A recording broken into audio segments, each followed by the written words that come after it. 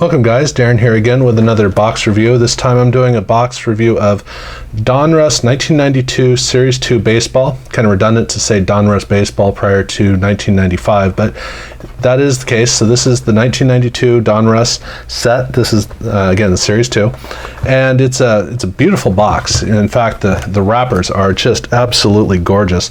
They clearly were trying to get in on doing the next level up with card design. The problem was they hadn't gotten around to the actual designing of the cards to make them look really good. So the cards are still pretty. You can start to see some of the detailing in it to really bring in the 90s. They've got color fades, which they've been doing for over half a decade. But the cards themselves, they still needed to figure out that next step, which they would make, I think, in 1993. So this is the last year that they were doing cards that were really kind of simplistic.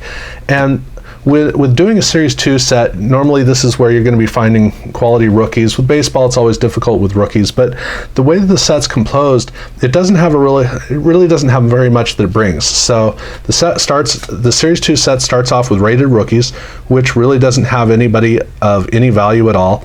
The card backs look a little bit different than the main cards, so that's a nice plus that they do. But the card fronts, it's not too hard to find the rated rookie cards, but you got to look up the top. So you got the name down here, you got to look up the top to see if it's a rated rookie, and then they have the National League All-Star players.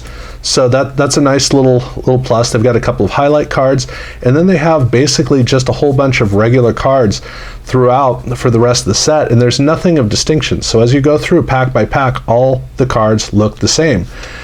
When you go through, you find, say, an Ozzie Smith card, and you may find a well, here we go. So we have Tony Gwynn and we have Tony Gwynn. So you can find both of these cards in the pack, in the same pack, and the only way you can tell the difference is by looking up to see that little logo, which makes the set really boring to go through. Unfortunately, it's kind of a drag. And on the back, these cards do look different. So what I found was, as I would open up a pack, I would first turn the cards over, and I go through and I would find all of the subset cards, all the kind of the different cards, and I'd pull those out, and then I'd go through and I would go through and check out the names of all the players remaining.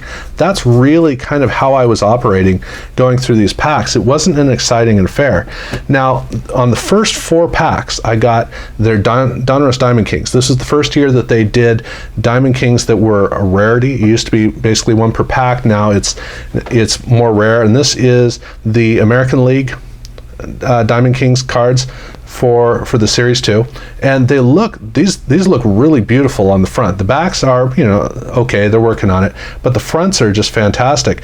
But they only came in the first 4 packs, so it was enough to get me excited about it all. I didn't mind that I didn't see any more come up, but the cards, the subset cards of real note, are the bonus cards, the BC cards, and these look the same as the All-Star card backs.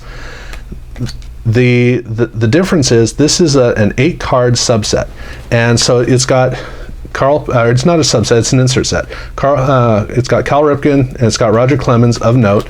The other 4 players, Pendleton, Glavine, Chuck Knobloch, and Jeff Bagwell, aren't that significant, but they've got those 2 of note. And then they also have a card for the Rockies and a card for the Marlins, which the next year they would actually start to get cards for those players. But the thing about the bonus cards is they're actually an extension of the set. They are more like a subset. This is a 396 card set that's 388 cards long plus 8 of these, and these come at the same rate. So I got the doubles at the same rate as the regular cards. So you can see that I got 2 Cal Ripken Jr. Doubles. I got a Pendleton. I got another Clemens, another Glavine, well, 2 other Glavines.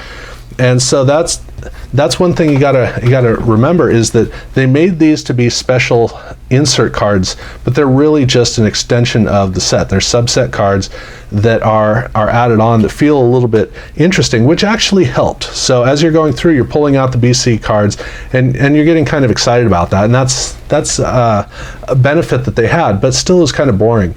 And the number of stars in the set, I got basically all of the stars. So you had, of course, the All-Star Ozzie Smith, Tony Gwynn, and Ryan Sandberg, you had highlights for Nolan Ryan, and then you had regular cards of Ozzie Smith, Gwynn, Bo, Sandberg, Frank Thomas, Mattingly, and Nolan Ryan. And I came within about 75 cards of the regular set.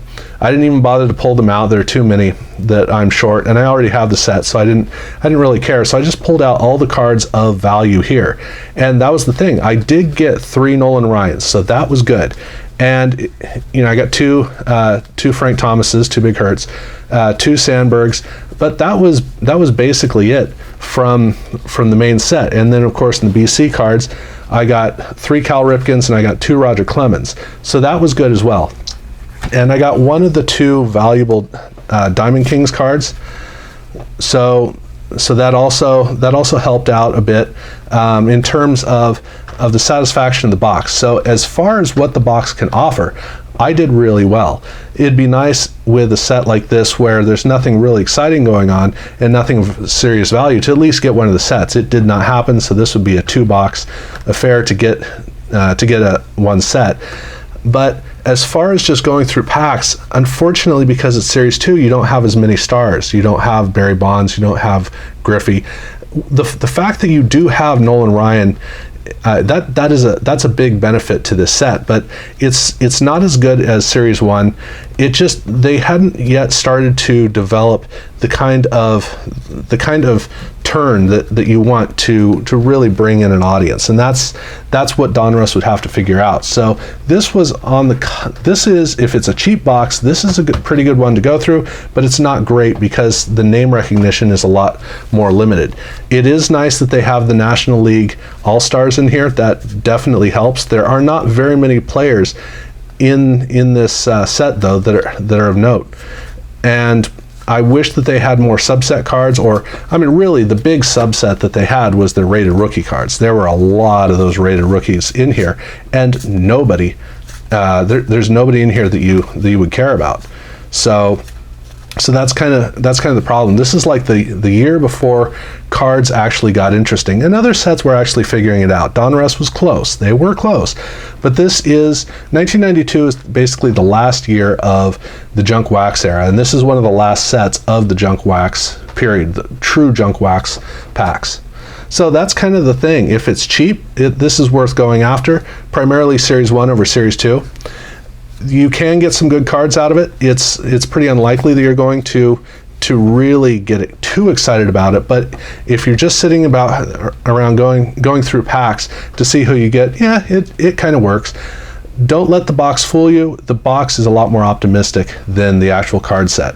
So that's basically my take. It's okay. It's passable. It's nothing to get excited about, but it does have a few little perks, like the Diamond Kings cards are gorgeous. But that's about it. So thank you very much for watching.